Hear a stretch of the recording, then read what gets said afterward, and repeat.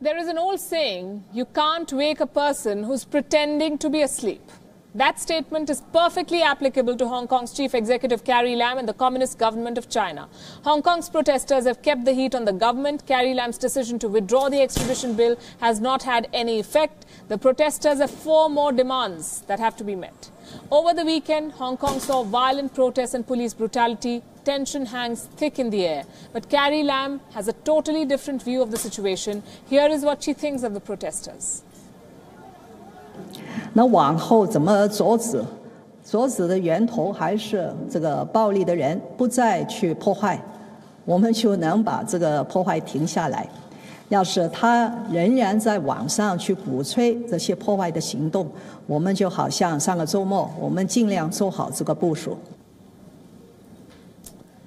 Rioters, that's how she referred to them. Carrie Lam is not talking peace. She's threatening to target protesters for what she calls infrastructure vandalism. She's only justifying police brutality there. This is a lazy attempt to delegitimize the protesters and prove that China is living in denial. By the way, the communist government in China is pursuing another plan to divert attention, blaming the Western world.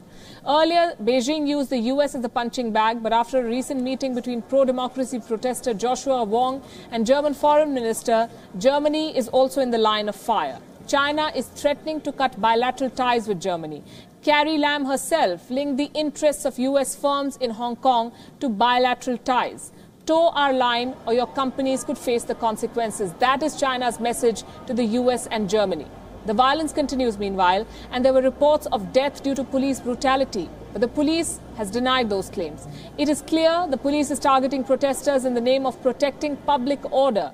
In the last 5 days, Hong Kong police have arrested more than 150 people under charges of rioting. The Chinese media has also ramped up the misinformation campaign against them. And Carrie Lam is trying to muddle the debate. Instead of meeting the demands, she's making new offers. It is clear that Beijing wants to crush the protests under pretexts like infrastructure vandalism. But if history is anything to go by, such attempts will only backfire on Beijing. So is Hong Kong the new Berlin then? If Beijing fails to come out of this denial mode and meet the demands of protesters, that could well be the scene.